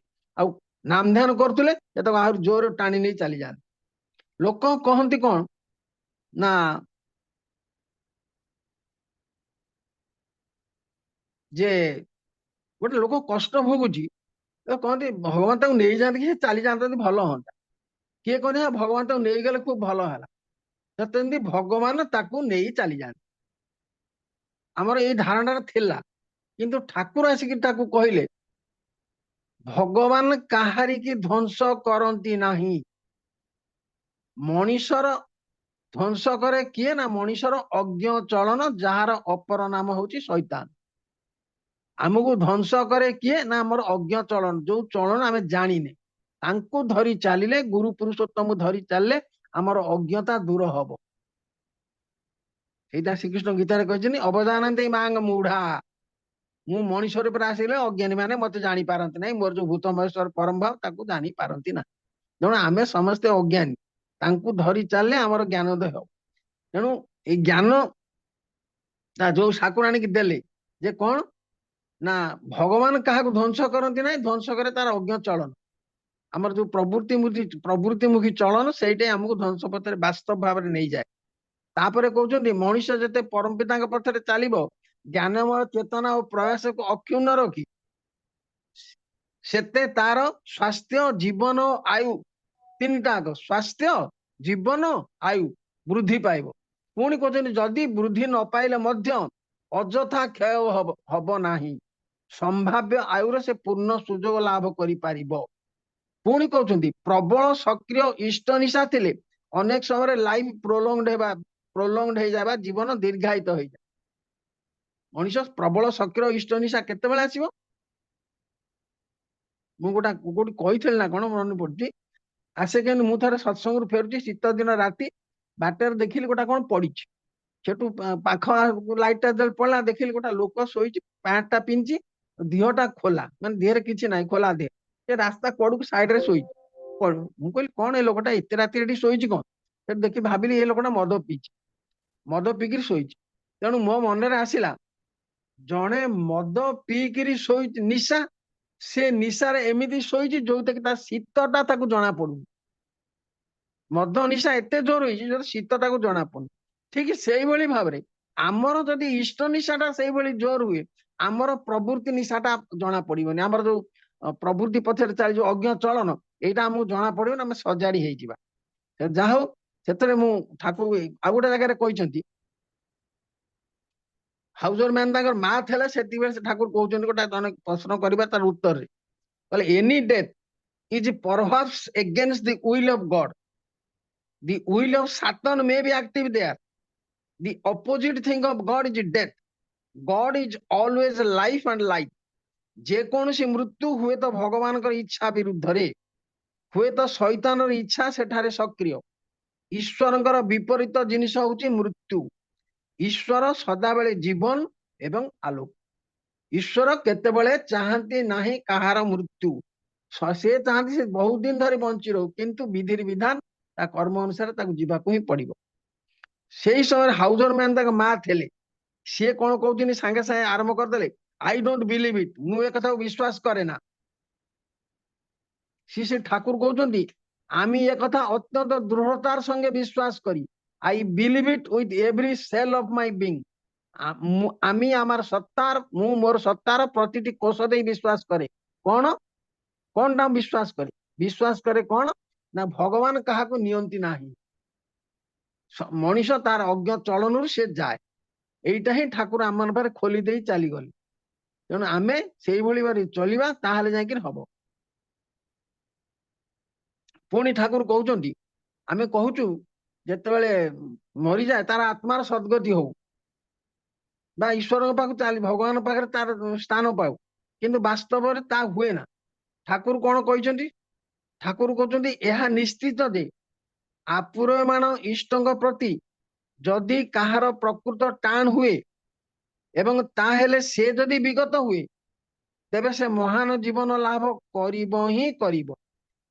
ପୁଣି ଏହି ଜୀବନରେ ଯିଏ ଯେତେ ଫୁର୍ତ୍ତିବାଜ ହେଉନା କାହିଁକି, ସେ ଯଦି ସୁକେନ୍ଦ୍ରିକ ନ ହୁଏ, ପ୍ରବୃତ୍ତି ଯଦି ତାର ଜୀବନର ନିୟାମକ ହୁଏ, ତେବେ ଏହି ବିଚ୍ଛିନ୍ନ ବିକେନ୍ଦ୍ରିକତା ତାର ମୃତ୍ୟୁକାଳୀନ ଭାବଭୂମି ଓ ପରଜନ୍ମକୁ ଯେ ଅପଗତିର ଅପକୃଷ୍ଟ କରି ତୋଳିବ, ଏଥିରେ ସନ୍ଦେହର ଅବକାଶ ନାହିଁ। ଅପଗତି ମଧ୍ୟ ସେବାଟା ଆସି, ଯେତେବେଳେ ମଣିଷ ଫୁର୍ତ୍ତିବାଦୀ ହେଇ ହବ ଏବଂ ସୁକେନ୍ଦ୍ରିକ ହେଇନଥିବ, ପ୍ରବୃତ୍ତି ଦ୍ଵାରା ସେ ଯଦି ପରିଚାଳିତ ଜୀବନର ନିୟାମକ ହେଇଥିବ, ଏଇ ଯୋଉ ବିଚ୍ଛିନ୍ନ ବିକେନ୍ଦ୍ରିକତା ସୃଷ୍ଟି ହେଇଗଲା ତାର, ମରିବା ସମୟରେ ଯୋଉ ଭାବଭୂମି ତାର କଣ ହବ ନା ପରଜନ୍ମକୁ ଅପଗତିରେ ଅପକୃଷ୍ଟ କରି ତୋଳିବ। ଠାକୁର ଜୋର ଦେଇକିରି କହିଲେ ନିଶ୍ଚିତ ଯେ, ତେଣୁ ଆମର ଅପଗତି ହବ କି ସଦ୍ଗତି ହବ କି ଊର୍ଦ୍ଧ୍ୱଗତି ଅଧୋଗତି ହବ ତା ଆମେ ଜମା ବି କହିପାରିବା ନାହିଁ। ଆମକୁ ଯେମିତି କରିବା ସେମିତି ହବ। ଶୈଳ ମହାବୀର ଜଣେ ମା ଥିଲେ, ସେ ଠାକୁର ପାଖରେ କହିଲେ, ପ୍ରଶ୍ନ କରିଥିଲେ, ଦୟାଲ ଆଶୀର୍ବାଦ କରନ୍ତୁ ଯେମିତି ମୃତ୍ୟୁ ପରେ ମୁଁ ଗୋଟେ ଶାନ୍ତିଦାୟକ ସ୍ଥାନ ପାଏ। ସମସ୍ତେ ସେୟା ଚାହାନ୍ତି। ସେ ମା କହିଲେ, ସେ ଠାକୁର କହୁଛନ୍ତି, ଯିଏ ସତନାମ ପାଇଛି ଏବଂ ଇଷ୍ଟଙ୍କ ପ୍ରତି ନିଷ୍ଠା ସହକାରେ ନାମ ଧ୍ୟାନ ଇତ୍ୟାଦି କରଣ ଗୁଡିକ ଠିକ ଠିକ ଭାବରେ କରେ, ସେ ଇହ ଜନ୍ମରେ ସବୁ ଅବସ୍ଥା ମଧ୍ୟରେ ହିଁ ଅପେକ୍ଷାକୃତ ଭଲରେ ଥାଏ ଏବଂ ପର ଜନ୍ମରେ ମଧ୍ୟ ଭଲ ଜାଗା ପାଏ। ଏଟା ଚିନ୍ତା କରି ଦେଖନ୍ତୁ ଭାଇ। କହୁଛନ୍ତି କଣ ନା, ଯିଏ ଠାକୁର କହିଲେ ଶାନ୍ତିଦାୟକ ସ୍ଥାନ ମୁଁ ଯେତେବେଳେ କେମିତି ପାଇବି, ଠାକୁର ତାର ବାଟଟି ବତଉଛନ୍ତି, ଯିଏ ସତନାମ ପାଇଛି ଏବଂ ଇଷ୍ଟଙ୍କ ପ୍ରତି ନିଷ୍ଠା ସହକାରେ ନାମ ଧ୍ୟାନ ଇତ୍ୟାଦି କରଣୀୟ। ନାମ ଧ୍ୟାନ ଇତ୍ୟାଦି ମାନେ ଯଜନ ଯାଜନ ଇଷ୍ଟବୁଦ୍ଧି ସ୍ୱସ୍ତିନି ସଦାଚାର ଏଇ ପଞ୍ଚନୀତିକି ଠିକ ଠିକ ଭାବରେ ଠିକ ପାଳନ କରି ଚାଲିଛି, ସେ କଣ ହୁଏ, ଠାକୁର ପର ଜନ୍ମ କଥା ତ ପର ଅଲଗା, କିନ୍ତୁ ଏଇ ଜନ୍ମରେ ଇହ ଜନ୍ମରେ ସବୁ ଅବସ୍ଥା ମଧ୍ୟରେ, ସବୁ ଅବସ୍ଥା ମାନେ ଭଲ ମନ୍ଦ ସୁଖ ଦୁଃଖ ଅଭାବ ଅନାଟନ ଅଭାବ ଭାବ ଏଇ ସବୁ ଅବସ୍ଥା ଭିତରେ ସେ ଅପେକ୍ଷାକୃତ ଭଲରେ ଥାଏ। ଅପେକ୍ଷାକୃତ ମାନେ ଯୋଉମାନେ ନାମ ଦୀକ୍ଷା ନେଇନାହାନ୍ତି ସେମାନଙ୍କ ଠାରୁ ସେ ଭଲରେ ଥାଏ ଏବଂ ପରଜନ୍ମ ମଧ୍ୟ ତାର ଭଲରେ କଟେ। ଏଇ ସବୁ କଥା ଗୁଡିକ ଠାକୁର ଆମମାନଙ୍କ ପାଖରେ ଦେଇଗଲେ, ଏଥିରେ କିଛି ମାତ୍ର ସନ୍ଦେହ ନାହିଁ। ଯଦି ଆମେ କରିଚାଲିବା ତେବେ ଆମେ ହବା। ଠାକୁର କହୁଛନ୍ତି ଯେ ଗୋଟେ ମଣିଷ ସେ ମାତୃଗର୍ଭରେ ଜନ୍ମ ନିଏ, ବାପ ମାଙ୍କ ମାଧ୍ୟମରେ ସେ ଜନ୍ମ ନିଏ। କେମିତି? ଏଇ ଯୋଉଟା ମଣିଷ ଯେତେବେଳେ ଚାଲିଯାଏ, ଠାକୁର ତାକୁ ବିଭିନ୍ନ ଆଖ୍ୟା ଦେଇଛନ୍ତି। ଏକ୍ଟୋପ୍ଲାସ୍ମିକ ବଡି, ଲିଙ୍ଗ ଶରୀର, କାରଣ ଶରୀର, ଅତିବାହିକ ସତ୍ତା, ଭାବ ଦେହ, ଇଥରିକ ବଡି, ସୂକ୍ଷ୍ମ ଶରୀର, ସଫ୍ଟୱେର ବଡି, ଡିପାର୍ଟେଡ ସୋଲ, ବିଧେୟୀ ଆତ୍ମା। ଏଇ ଯୋଉ ଡିପାର୍ଟେଡ ସୋଲ କଥା ମୁଁ କହୁଛି, ଡିପାର୍ଟେଡ ସୋଲ ପାଇଁ ଠାକୁର ଆମର ବ୍ୟବସ୍ଥା କରେଇଥିଲେ, କେମିତି ଆତ୍ମାଟା ଯାଉଛି ବାହାରିକି ସେ ବିଷୟରେ ସମସ୍ତଙ୍କର ମାନେ ଜାଣିବା ପାଇଁ, ଅବଗତ ହେବା ପାଇଁ କେମିତି ହବ ସେଇ ବିଷୟରେ ସେ ଆରମ୍ଭ କରି ଦେଇଥିଲେ। ଗୋପାଳ ଦାବିଲ ଜଣେ, ଶ୍ୟାମାଚନ୍ଦ୍ର ମୁଖୋପାଧ୍ୟାୟ ବୋଲି ଜଣେ ଥିଲେ, ତାଙ୍କୁ ସେ ଦାୟିତ୍ୱ ଦିଆଯାଇଥିଲା। ସେ ଜଣେ ସାଇଣ୍ଟିଷ୍ଟ ଥିଲେ, ତାଙ୍କୁ ଦିଆଯାଇଥିଲା, ସେ ସବୁ ଜିନିଷ ଆରମ୍ଭ କରିଦେଇଥିଲେ, କିଛିଟା ପ୍ରୋସିଡ କରିଥିଲା। କିନ୍ତୁ ଯୋଉ ଯନ୍ତ୍ରପାତିର ଆବଶ୍ୟକରେ ସେ ଜାଣି ହବ, ସେ ଯନ୍ତ୍ରପାତିଟା କିଣା ହେଇ ପାରୁନଥିଲା, କାରଣ ସେତେବେଳେ ସତ୍ସଙ୍ଗର ସେଭଳି ଭାବରେ ପଇସା ନଥିଲା, ତେଣୁ କରାହେଇ ପାରୁନଥିଲା। ତାପରେ କଣ ହେଲା, ଗୋପାଳ ତାଙ୍କୁ ଗୋଟେ କାମରେ ପଠେଇଥିଲେ, ସିଏ ଯାଇକିରି ସେଠି ତାଙ୍କର ଦେହାନ୍ତ ହେଇଗଲା। ସେ ଆଉ ହେଇପାରିଲା ନାହିଁ। ବୋଧହୁଏ ଏଇଟା ପରମ ପିତାର ଇଚ୍ଛା ନୁହେଁ ଯେ ମଣିଷ ମଲେ କୁଆଡେ ଯିବ, କଣ କରିବ, ସେ ଜାଣିବାର ଆବଶ୍ୟକ କିଛି ନଥିଲା କି କଣ, ସେଇଥିପାଇଁ ବୋଧେ ଏଇଟା ହେଇପାରିଲା ନାହିଁ, ଗୋପାଳ ଦା ଚାଲିଗଲେ। ତେଣୁ ତାହା ନହେଲେ ସେ ଡିପାର୍ଟେଡ ସୋଲର ମଧ୍ୟ କେମିତି କଣ ଆସୁଛି ଯାଉଛି ସେଥିରୁ ଜଣା ପଡିଥାନ୍ତା।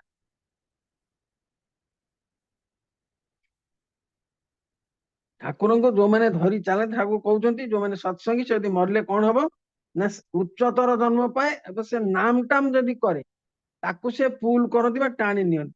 ନାମ ଧ୍ୟାନ ଟା ମଣିଷ, ନାମ ଧ୍ୟାନ ଟା ବେଶୀ ସମୟ କରେ ନା, ତେଣୁ ମଣିଷ କଣ କରେ ନା ଠାକୁରଙ୍କୁ ଛାଡିଦିଏ, ଠାକୁରଙ୍କୁ ବୁଝିପାରେ ନା। ନାମ ଧ୍ୟାନ ଟା ନିଶ୍ଚିତ ଭାବରେ ଅଧିକା ସମୟ, ଅଧଘଣ୍ଟାରୁ 45 ମିନିଟ ଆମର କରିବା ନିହାତି ଦରକାର। ଅଧଘଣ୍ଟାରୁ 45 ଲୋକ କହନ୍ତି ଆମ ସମୟ କାହିଁ ଅଧଘଣ୍ଟାରୁ 45 ମିନିଟ, ଆମେ ଯଦି ସମୟ ନାହିଁ ତାହେଲେ ଆମେ ଯେମିତି ହବାର କଥା ଆମେ ତାହା ହିଁ ହବା, ସେଥିରେ ସିଏ କିଛି କରିପାରିବେନି ଆମର। ତେଣୁ ଆମକୁ ନାମ ଧ୍ୟାନ ନିହାତି କରିବା ଦରକାର। ଆଉ ଗୋଟେ କଥା ଠାକୁରଙ୍କର କୁହାଯାଇଛି, ପ୍ରଶ୍ନ ହେଇଛି ଠାକୁର, କୋଉ କୋଉ ମୋଟର ଚାଳକଙ୍କ ହାତରେ ମୋଟର ଦୁର୍ଘଟଣା କାହିଁକି ବେଶୀ ହୁଏ, ସେ ସମ୍ବନ୍ଧରେ ଆଲୋଚନା ହେଇଥିଲା। ଠାକୁର କହିଲେ ତା ମାନେ କୋଅର୍ଡିନେସନ ବା ସମନ୍ୱୟର ଅଭାବ, ଅର୍ଥାତ ଦୁର୍ଘଟଣା ଏଡେଇବାକୁ ଗଲେ ଦରକାର ହୁଏ କଣ କଣ, ବିଶେଷ କରି ଡ୍ରାଇଭର ଯୋଉମାନେ ଗାଡି ଚଲାଉଛନ୍ତି, ମୁଁ ସେମାନଙ୍କ ପାଇଁ କହୁଛି, ଅତ୍ୟନ୍ତ ସଜାଗ ଦୃଷ୍ଟି, ଉପସ୍ଥିତ ବୁଦ୍ଧି ଏବଂ ବୋଧ ସଂଗତି। ଖାଲି ବୋଧ ସଂଗତି ଥିଲେ ହବନି, ବୋଧବାହୀ ସ୍ନାୟୁର କ୍ରିୟାଶୀଳତାର ମଧ୍ୟ ସଂଗତି ଥିବା ଦରକାର। ପୁଣି ଘାବୁରେଇଲେ ତ ମୁସ୍କିଲ, ନିଜର ଭିତରଟାକୁ ଯିଏ ଅବସ୍ଥା ଅନୁଯାୟୀ କୋଅର୍ଡିନେଟ ବା ସମନ୍ୱୟ କରିପାରେ, ବହିର୍ଜଗତକୁ ମଧ୍ୟ ସେ କୋଅର୍ଡିନେଟ ସମନ୍ୱୟ କରି ଚାଲିପାରେ। ତାର ଅର୍ଥାତ ଏଇ ଯୋଉ କୋଅର୍ଡିନେସନ ସ୍ନାୟୁ, ବୋଧବାହୀ ସ୍ନାୟୁ ଓ କର୍ମ ପ୍ରବୋଧୀ ସ୍ନାୟୁ, ଏଇଟା ହଉଛି ନାମ ଧ୍ୟାନ କରିବା ଭିତର ଦେଇକିରି ହୁଏ। ମଣିଷ ନାମ ଧ୍ୟାନ କରେ ବୋଲି, ଆଉ ଯୋଉମାନେ କରନ୍ତିନି ସେ ଜାଣିପାରନ୍ତିନି, ନାମ ଧ୍ୟାନ କରିବା ଦ୍ୱାରା ମୋଟର ନର୍ଭ, ସେନ୍ସୋରୀ ନର୍ଭ ତାର ଆକ୍ଟିଭ ହେଇ ଉଠେ।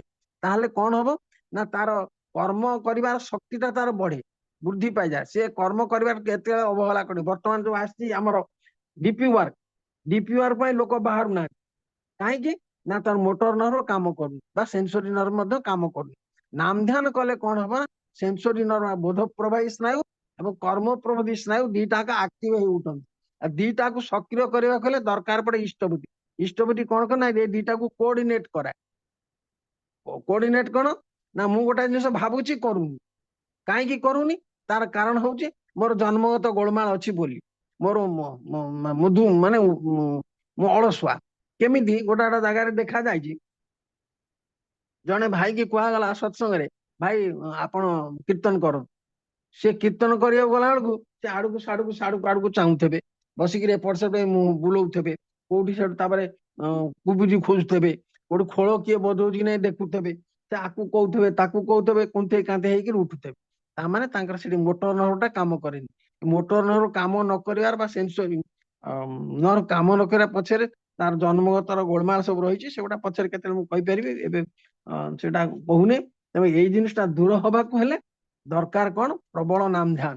ନାମ ଧ୍ୟାନ ଯିଏ କରେ ସେ ଇଷ୍ଟ କର୍ମ କରିବାକୁ ସେ କେତେବେଳେ ହେଲେ ପଛେଇବନି। ଆଶ୍ରମର ନିର୍ଦ୍ଦେଶ ଆସିଛି, ମୁଁ ଏଇଟା କରିବି। ବର୍ତ୍ତମାନ ଆସିଛି କଣ ନା ଉପଯୋଜନା କେନ୍ଦ୍ର ଉପରେ ପ୍ରେସର ଦିଆଗଲାଣି। ଉପଯୋଜନା କେନ୍ଦ୍ର ଉପରେ କାହିଁକି ପ୍ରେସର ଦିଆହେଇଛି ନା ସେଟା ହଉଛି ରୁଟ, ମୂଳ। ସେ ଉପଯୋଜନା କେନ୍ଦ୍ରଟା ଯଦି ଠିକ ହେଇ ଚାଲିବ ତାହେଲେ କେନ୍ଦ୍ର ମନ୍ଦିର ବିହାର ସବୁ ଠିକ ଚାଲିବ। ଉପଯୋଜନା କେନ୍ଦ୍ରରେ ବର୍ତ୍ତମାନ ଆରମ୍ଭ କଲାଣି ମର୍ଣ୍ଣିଂ ପ୍ରେୟାର। ପ୍ରତ୍ୟେକ ଘର ଲୋକମାନେ ଆସି ପ୍ରାର୍ଥନା କରିବେ। ପ୍ରାର୍ଥନା କଲା ପରେ କଣ ହବ ନା ତାଙ୍କ ଭିତରେ ଗୋଟେ ଭାବ ଜାଗ୍ରତ ହବ। ପ୍ରାର୍ଥନାରେ ଆମେ କଣ କହୁଛେ ନା ରାଧା ସ୍ୱାମୀ ନାମ ଯୋଗାવે ଶୋଇତରେ। ଆମେ ଗାନ କରୁଛେ ତ, ଆମେ ଯଦି ନାମ ଧ୍ୟାନ ନ କରୁଥିବା ତାହେଲେ ପ୍ରାର୍ଥନାରେ କହିଲେ ହବ କେମିତି? ପ୍ରାର୍ଥନାରେ କହିଲି କତ କରିଲି ନା କୋ କାଜେ, କଳ୍ପନାରେ ଫୁଟଲୋ ଓଟା ଫଳ ଟିପେଲି ବାଜେ। ପ୍ରାର୍ଥନା ତ ବହୁତ କଥା କହିଗଲି, କଳ୍ପନାରେ ତା ଫୁଟିଲା କିନ୍ତୁ ଫଳ ପାଇଲେ ନାହିଁ କିଛି। ପୁଣି କହିଛନ୍ତି ସୁକର କରୁ ଗାୟତର ନିତ ରାଧା ସ୍ୱାମୀ ନାମ। ସୁକର କରୁ ଗାୟତର ମାନେ ଆପଣ ମତେ ଆଶୀର୍ବାଦ କରନ୍ତୁ, ମେହରବାନୀ କରନ୍ତୁ, ଦୟା କରନ୍ତୁ, ମୁଁ କେମିତି ସବୁ ସମୟରେ ଏଇ ନାମ ଗାନ କରି ଚାଲେ। ଏଇଟା ଯଦି ନ କରେ, ନାମ ଧ୍ୟାନ ନ କରେ, ପ୍ରାର୍ଥନାଟା ଠିକ ଭାବରେ ହବନି। ସେ ପ୍ରାର୍ଥନାଟା ଠିକ ଭାବରେ ହବା ପାଇଁ ଅବିନ୍ଦା ବର୍ତ୍ତମାନ ଦାଦା କହୁଛନ୍ତି, ଆଚାର୍ଯ୍ୟ ଦେବ କହୁଛନ୍ତି କଣ ନା ତମେ ଉପଯୋଜନା କେନ୍ଦ୍ରରେ ଗୋଟେ ଲିଷ୍ଟ ତିଆରି କର। ଏ ପ୍ରତ୍ୟେକ ଲୋକ ଉପଯୋଜନା କେନ୍ଦ୍ରରେ ପ୍ରତି ପରିବାର ଜଣେ ଗୋଟେ ଗୋଟେ ପରିବାର ଦିନେ ଲେଖା ଆସିବେ ପ୍ରାର୍ଥନା କରିବାକୁ। ପୁରା ଲିଷ୍ଟ କଲା ପରେ ତାଙ୍କୁ ସବୁ କୁହ, ସେମାନେ ଆସି ପ୍ରାର୍ଥନା କରନ୍ତୁ। ତାପରେ ଉପଯୋଜନା କେନ୍ଦ୍ରରେ ଦୁଇଟା ସତ୍ସଙ୍ଗ ହବ, ଦୁଇଟା ମାତୃ ସମ୍ମିଳନୀ ହବ। ମା ମାନେ ଯେମିତି ଆଗେଇ ଆସିବେ। ମାତୃ ସମ୍ମିଳନୀ ହବ, ଯୋଉ ସତ୍ସଙ୍ଗ ହବ ସେଥିରେ ସେ କହୁଛନ୍ତି କଣ ନା ଠାକୁରଙ୍କୁ ସଜେଇବାର ଆବଶ୍ୟକ ନାହିଁ। ଯୋଉଠି ଠାକୁରଙ୍କୁ ବସେଇଛ ସେମିତି ବସେଇବ, ସେଇ ଘରେ ସତ୍ସଙ୍ଗ ଆରମ୍ଭ କରିବ। ଏବଂ ଖାଇବା ପିଇବା ପାଇଁ ତମ ହয়তো ନାଲି ଚାହା ବିସ୍କୁଟ ଦେଇକିରି ସତ୍ସଙ୍ଗ କରିବ। ସତ୍ସଙ୍ଗ ସରିଲା ପରେ ତାକୁ ଦେଇକି ତାଙ୍କୁ ବିଦାୟ କରିବ। ମାତୃ ସମ୍ମିଳନୀ ମଧ୍ୟ ତାହା କରେ, ଯୋଉଥିରେ ପଇସାର ଆବଶ୍ୟକ ପଡିବନି, ବହୁତ କମ ଖର୍ଚ୍ଚରେ ଏଗୁଡା ସବୁ ହେଇପାରିବ। ଏଇଟା କିନ୍ତୁ ବାସ୍ତବ ଭାବରେ ନିହାତି ଦରକାର। ଏଇଟା ଯଦି ହୁଏ ବହୁତ ସତ୍ସଙ୍ଗ ଆମେ କରିପାରିବା, ବହୁତ ମାତୃ ସମ୍ମିଳନୀ କରିପାରିବା। ପୁଣି କହୁଛନ୍ତି ମା ମାନଙ୍କୁ ତମମାନେ ଦଳ ଦଳ ହେଇକି ତମେ ଲୋକଙ୍କ ଘରକୁ ଯା, ଠାକୁରଙ୍କ ବିଷୟରେ କୁହ, ଠାକୁରଙ୍କୁ ଯାଜନ କର। ଯୋଉ ଗୁରୁମାନେ କରୁନାହାନ୍ତି ତାଙ୍କୁ କୁହ କରିବା ପାଇଁ। ଯୋଉମାନଙ୍କର ବୋଧ ଅଛି, ସମସ୍ତଙ୍କର ତ ନାହିଁ, ଯୋଉମାନଙ୍କର ଅଛି ଏମାନେ କରିବା ଭିତରେ କଣ ହବ ନା ଉପଯୋଜନା କେନ୍ଦ୍ରଟା ଧୀରେ ଧୀରେ ଷ୍ଟ୍ରଙ୍ଗ ହେଇ ଉଠିବ। ଉପଯୋଜନା କେନ୍ଦ୍ର ଯେତେବେଳେ ଷ୍ଟ୍ରଙ୍ଗ ଉଠେ ସେତେବେଳେ କେନ୍ଦ୍ର ମନ୍ଦିର ବିହାର ଆଗେଇ ଚାଲିବ। ଏଇଭଳି ଭାବରେ ଆମେ କରି ଚାଲିବା। ବହୁତ ସମୟ ନେଇଗଲେଣି, ଯାହା ହଉ ଯୋଉ ଟପିକ ଥିଲା ସେ ଟପିକରେ ଆଉ ଯାଇପାରିଲିନି, କ୍ଷମା କରିବେ। ସର୍ବଶେଷରେ ସମସ୍ତଙ୍କର ମଙ୍ଗଳ କାମନା କରି ବକ୍ତବ୍ୟ ଶେଷ କଲି। ଜୟ ଗୁରୁ। ଜୟ ଗୁରୁ ଆଜ୍ଞା। ଆଉ 5 ମିନିଟ୍ କୁହନ୍ତୁ ଠାକୁରଙ୍କର। ଆଉ ଆପଣ ତ ଦେଖିଛନ୍ତି, ଅନେକ ଯାଇଛନ୍ତି ଦେଓଘର, ଆଉ ଠାକୁରଙ୍କର ଲୀଳା କାହାଣୀର ଯୋଉ ଶେଷ ପର୍ଯ୍ୟାୟ କିଛି କୁହନ୍ତୁ। ମୁଁ ଗୋଟେ ଦିଟା କଥା କହିବି ଠାକୁରଙ୍କର, 5 ମିନିଟ୍ ସେମିତି କହିଲେ ତ ବହୁତ ସମୟ ଲାଗିଯିବ। ଆଉ କହିଦିଅନ୍ତୁ 5 ମିନିଟ୍, ଗୋଟେ ଲୀଳା ଶେଷ ଟିକେ ଲାଷ୍ଟ ପାର୍ଟ କିଛି କୁହ।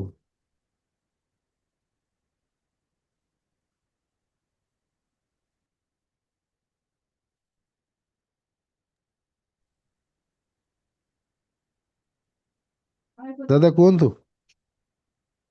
କହୁଛି ଗୋଟେ ମିନିଟ।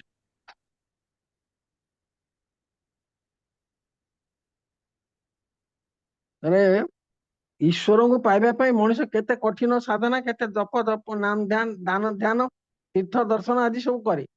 କିନ୍ତୁ ସେ ଯେତେବେଳେ ମଣିଷ ରୂପରେ ଆସି ଘର ଦ୍ୱାରେ ଡାକି ଦିଅନ୍ତି, ସେତେବେଳେ ତାଙ୍କୁ ସର୍ବସ୍ୱ ଦେଇ ଗ୍ରହଣ କରିପାରନ୍ତି ନାହିଁ। ଶ୍ରୀ ଠାକୁରଙ୍କ ପାଖରୁ ଅନେକ ଆସି ଲୁଗା ଚାଦର ବିଛଣା ତକିଆ ଟଙ୍କା ପଇସା ଏତେ ସବୁ ନିଅନ୍ତି। ଅନ୍ୟାନ୍ୟ ଗୁରୁ ମାନଙ୍କ ପାଖରୁ ସଂଗ୍ରହ କରି ଶ୍ରୀ ଠାକୁର ଯାହାକୁ ଯେପରି ଯେତେ ଟିକେ ଦେବା ପ୍ରয়োଜନ ବୋଧ କରନ୍ତି ତାହା ସେ ଦିଅନ୍ତି। ପୁଣି ଦେଖାଯାଇଛି ଯାହାଙ୍କର ପ୍ରଚୁର ଅଛି ଏଇ ଏପରି କେହି କେହି ଲୋକଙ୍କୁ ଶ୍ରୀ ଠାକୁର ଜାମାପଟା ଗହଣା ଅନ୍ୟାନ୍ୟ ବ୍ୟବହାର୍ଯ୍ୟ ଦ୍ରବ୍ୟ ଅଢେଇ ମାନେ ଭରି ଦିଅନ୍ତି। ଆଉ ଯିଏ ନେଇପାରିନି ଖାଇ ପିଇ ପଡିଛି ତାକୁ ମଧ୍ୟ ଆହୁରି ଦେଇଛନ୍ତି। ଅଥଚ ତାଙ୍କ ପାଖରେ ଏପରି ଲୋକ ଠିଆ ହୋଇ ରହିଛି ଯାହାର ଉପଯୁକ୍ତ ବସ୍ତ୍ରର ଅଭାବ, ଦୁଇ ବେଳା ପେଟରେ ଭରି ଖାଇବାକୁ ଜୁଟେ ନା, ତା ଆଡକୁ ଫେରି ଚାହାନ୍ତି ନାହିଁ। ୟାର ଉଦ୍ଦେଶ୍ୟ କଣ? ସର୍ବଦର୍ଶୀ ଯିଏ ସେ କଣ କିଛି ବୁଝିପାରୁନାହାନ୍ତି? ଏହାର ଉତ୍ତରରେ ଠାକୁର ସୁନ୍ଦର ଭାବରେ ପାଇବାକୁ ମିଳୁଛି ଗୋଟେ ପୌରାଣିକ କଥା।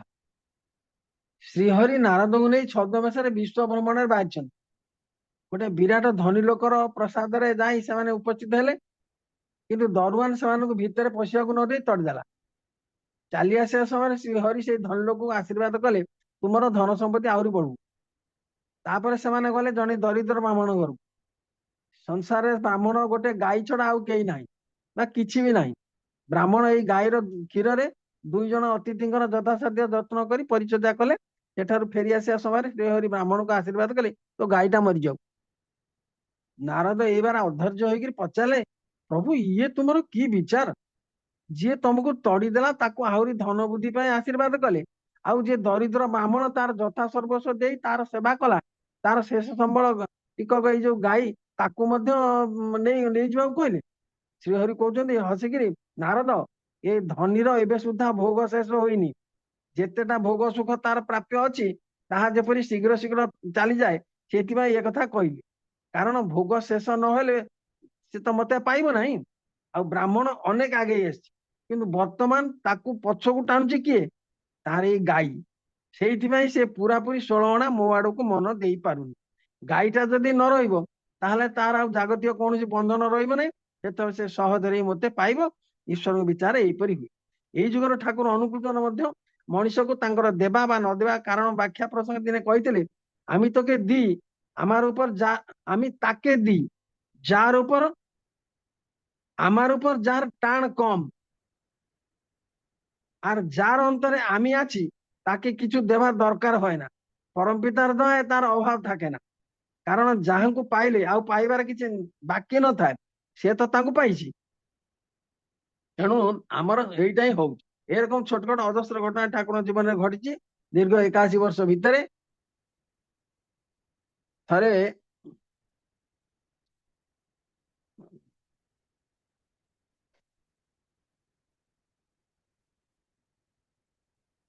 ଥରେ ଶ୍ରୀ ଠାକୁର ଖଡ ଘରେ ବସିଛନ୍ତି, ଦକ୍ଷିଣ ଆଡକୁ ମୁହଁ କରିକିରି ଭକ୍ତବୃନ୍ଦ ସହିତ ନାନା ବିଷୟରେ କଥାବାର୍ତ୍ତା ସବୁ ଚାଲିଛି। ଜଣେ ସତ୍ସଙ୍ଗୀ ହଠାତ୍ ପ୍ରଶ୍ନ କରିଦେଲେ, ଆପଣଙ୍କୁ ତ ଦେଖୁଛୁ, କିନ୍ତୁ ଆପଣ ଯାହାକୁ ପରମପିତା ବୋଲି କହନ୍ତି ତାଙ୍କୁ ତ ଆମେ ଦେଖିଲୁନି। ଠାକୁର ଆଗରୁ ମୁଁ କହୁଥିଲି ପରମପିତା ଯୋଉମାନେ ଯିଏ ପରମପିତାଙ୍କ ପଥରେ ଚାଲନ୍ତି, ସେ ଠାକୁର ତ କହିଲେନି ଯିଏ ମୋ ପଥରେ ଚାଲେ ବୋଲି। ପରମପିତା ସେଇଠି ସେ ଭାଇ କହିଲେ, ଆପଣ ତ ଯାହାକୁ ପରମପିତା ବୋଲି କହନ୍ତି ତାଙ୍କୁ ତ ଆମେ ଦେଖିଲୁନି। ଅନେକ ପ୍ରଶ୍ନକର୍ତ୍ତାଙ୍କ ଆଡକୁ ଟିକେ ବିଦ୍ରୁପାତ୍ମକ ଭଙ୍ଗୀରେ ଚାହିଁଲେ। ଆଉ ଯୋଉ ଲୋକମାନେ ସବୁ ବସିଥିଲେ ଏ ଯିଏ ପ୍ରଶ୍ନ କଲେ ତାଙ୍କୁ ଟିକେ ଖରାପ ଭାବରେ ଦୃଷ୍ଟିରେ ଚାହିଁଲେ। ଠାକୁର କଣ କରୁଛନ୍ତି, ଅତି ଚମତ୍କାର ଉତ୍ତରଟା ଦେଲେ। ସେ କହିଲେ, ମୁଁ ଶୁଣିଛି ଯୀଶୁଙ୍କ ପାଖରେ ଜଣେ ନା କଣ କହିଥିଲା, ଆପଣ ଯାହାକୁ ଫାଦର ବୋଲି କହୁଛନ୍ତି ତାଙ୍କୁ ତ ଆମେ କେତେବେଳେ ଦେଖିନୁ। ସେତେବେଳେ ଯୀଶୁ ଉତ୍ତରେ କହିଥିଲେ, ଏତେ କାଳ ମୋ ସଙ୍ଗରେ ଅଛ, ତେବେ ତୁମ ମୋର ଫାଦରକୁ ଦେଖିନ, ତାମାନେ ତୁମର ମତେ ବି ଦେଖିନ। ପ୍ରଶ୍ନକର୍ତ୍ତା କଣ ବୁଝିଲେ ତାହା ସେ ନିଜେ ଜାଣନ୍ତି, କିନ୍ତୁ ସେ ନୀରବ ହେଇଗଲେ। ବାଇବେଲରେ ଏହି କାହାଣୀ ତ ଅଛି, ଯାହା ଦ୍ୱାରା ଆଉ କୌଣସି ଦ୍ୱିଧା ଦ୍ୱନ୍ଦ୍ୱ ନଥାଏ। ସେଇଥିପାଇଁ ପରେ ଅତି ସୂକ୍ଷ୍ମ ଭାବରେ ପ୍ରଭୁ ଯୀଶୁ କହିଛନ୍ତି, I and my father R one. ଅର୍ଥାତ୍ ମୁଁ ଏବଂ ମୋର ପିତା ଏକ ବ୍ୟକ୍ତି। ଅର୍ଥାତ୍ ମୁଁ ହିଁ ମୋର ପିତା। ମୋତେ ଦେଖିବା ମାନେ ହିଁ ମୋର ପିତାଙ୍କୁ ଦେଖିବା। ଏ ଯୁଗର ଦୟାଳ ଠାକୁର ମଧ୍ୟ ପରୋକ୍ଷରେ ସେଇ କଥା ହିଁ ଆମ ପାଖରେ କହିଦେଲେ। ତେଣୁ ଆମକୁ ଆମେ ଭଲ ଭାବରେ ଜାଣିଛେ ଠାକୁର ଅନୁକୂଳ ଚନ୍ଦ୍ର ହିଁ ସବୁ କିଛି, କିନ୍ତୁ ଆମେ ତାଙ୍କୁ ବିଶ୍ୱାସ କରୁନା। ତେଣୁ ସିଏ ଇନଡାଇରେକ୍ଟଲି ସବୁ କଥା କହିଛନ୍ତି। ଆଜି ପର୍ଯ୍ୟନ୍ତ ଯାହା କିଛି କହିଛନ୍ତି ସବୁ ଇନଡାଇରେକ୍ଟଲି। ଗୋଟେ କଥା ମୁଁ କହିବି, ଠାକୁର ଯୀଶୁ ଖ୍ରୀଷ୍ଟଙ୍କ ଜଣେ ଭକ୍ତ ଆମର ହାଉଜର ମ୍ୟାନ ତାଙ୍କର ମା ठाकुर को प्रश्न करथिले कहले ठाकुर जीसस क्राइस्ट से कौन स्वयं ईश्वर ना ईश्वर पुत्र ना जने स्वयं प्रतिभा संपन्न मनीष ठाकुर तार उत्तर कहते मानुष मनीष निराकार ईश्वर को केतेबेले धारणा करि पारे ना जीव प्रति करुणावशत निराकार ईश्वर मनीषर सहित मनीष भाषा रे कथा कहबे बोली मनीष रूप धरी मनीष मध्य ओल्लै आसंती every atom of his existence is God God and God तांकर सत्तार प्रतिटी परमाणु पर्यंत ईश्वर ईश्वर ईश्वर सावधान ताको मनीष भावी कखनो भूल करो ना गो तेणु से इनडायरेक्टली सब कहू ना मु ईश्वर किंतु इनडायरेक्टली सब कथा कहते पुणी भाव समाधि अवस्थार शेष बाणी लास्ट बाणी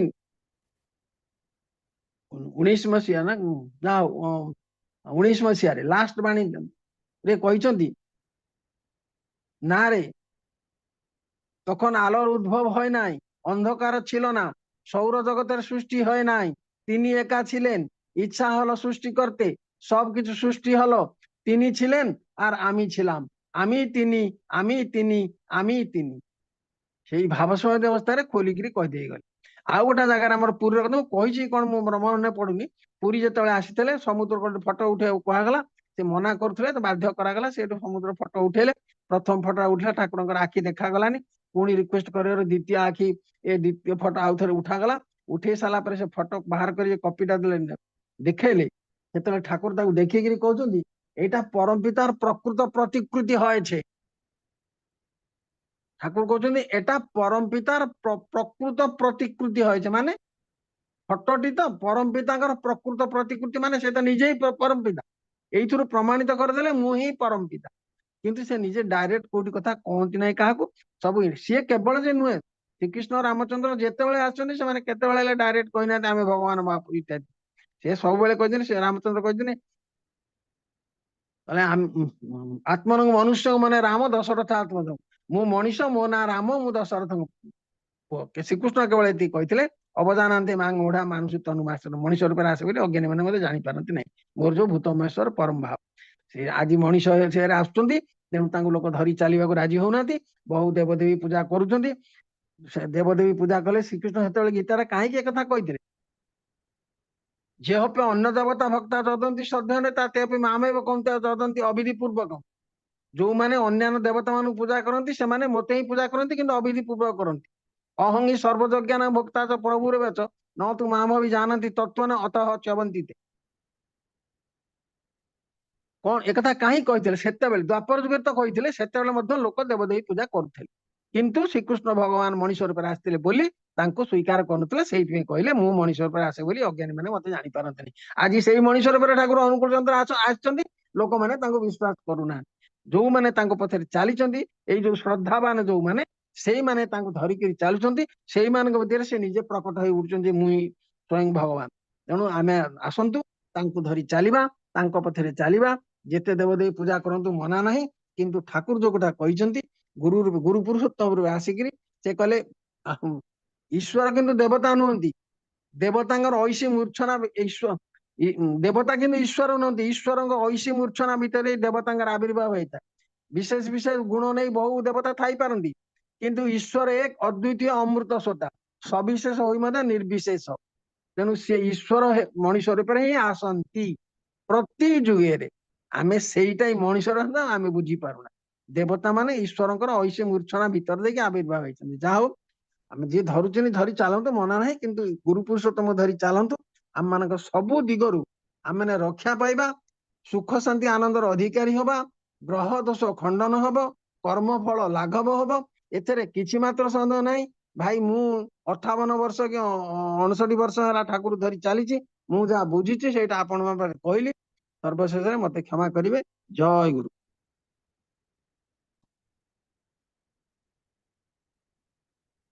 जय गुरुदादा जय गुरु बहुत बहुत धन्यवाद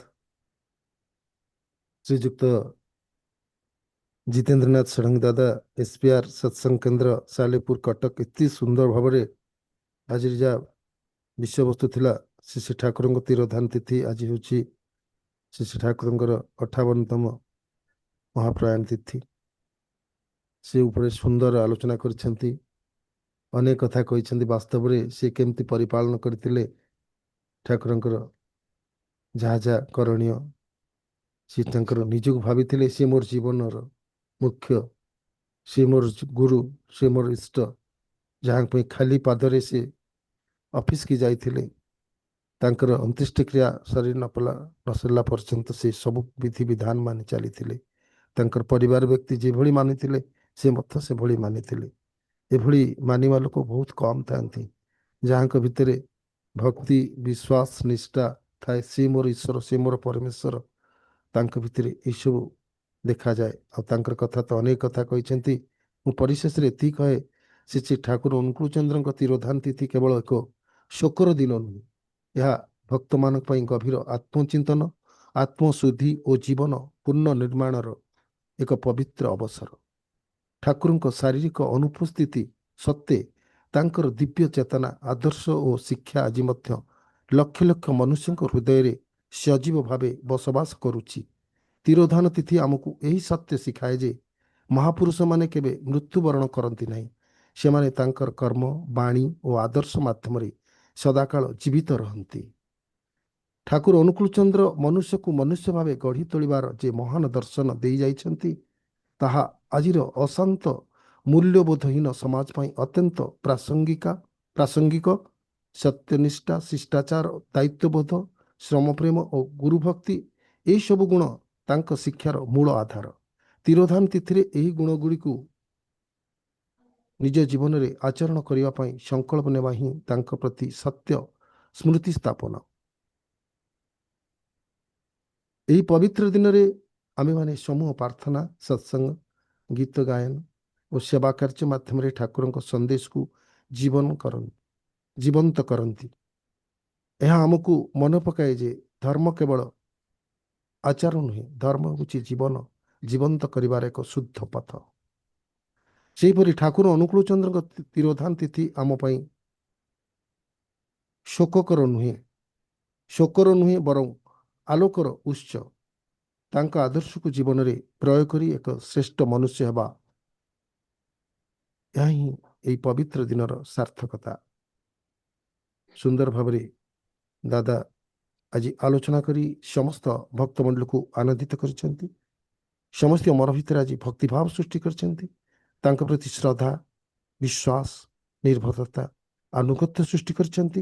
ସମସ୍ତଙ୍କ ମନକୁ ଆଜି ପବିତ୍ର କରିଦେଇଛନ୍ତି। ଆଜିର ଦିନରେ ସମସ୍ତେ ନାମ ହିଁ ସେ ପରମ ପିତାଙ୍କର ଚିନ୍ତା କରିବେ। ତାଙ୍କ ଦର୍ଶନ ଭିତରେ, ତାଙ୍କ ଦୃଷ୍ଟି ଭିତରେ ଠାକୁର ଯେମିତି ନାଚୁଥିବେ, ତାଙ୍କ ମନ ଭିତରେ ସିଏ, ତାଙ୍କ ଚିନ୍ତା ଭିତରେ ସିଏ, ତାଙ୍କ କର୍ମ ଭିତରେ ସିଏ। ଆଜିର ଏହି ଦିନଟିକୁ ଆମେ ଏହି ଭାବରେ ଭାବିବା ଯେ ଆମକୁ ଏଇ ଦିନଟି ସ୍ମରଣ ଦେଉଛି ଯେ ତାଙ୍କୁ ଆମେ କେତେ ମାନିଛେ, ତାଙ୍କୁ କେତେ ଆମେ ତାଙ୍କ ବିଧିବିଧାନ ଭିତରେ ଚାଲିଛେ। ଯାହା ଆଜି ନ କରିଛେ ସେ କ'ଣ ତୃପ୍ତ ହେବେ, ନା ଆନନ୍ଦିତ ହେବେ, ନା ଆଶୀର୍ବାଦ କରିବେ।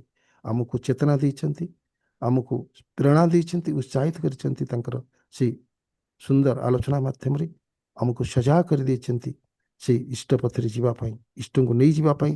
ତାଙ୍କର ଚିନ୍ତନ, ତାଙ୍କର କଥନ, ତାଙ୍କର ଶ୍ରବଣ, ତାଙ୍କର କର୍ମ ଭିତରେ ଜୀବନକୁ ଆଗକୁ ନେବା ପାଇଁ। ସେଥିପାଇଁ ଦାଦା ଏବଂ ତାଙ୍କ ପରିବାରର ସମସ୍ତଙ୍କର ମଙ୍ଗଳ ନିମନ୍ତେ ମୁଁ ପ୍ରଭୁଙ୍କ ଶ୍ରୀପାଦ ପଦ୍ମରେ ପ୍ରଣାମ ଜଣାଉଛି। ଧନ୍ୟବାଦ ଦାଦା। ଜୟ ଗୁରୁ। ଜୟ ଗୁରୁ, ଜୟ ଗୁରୁ।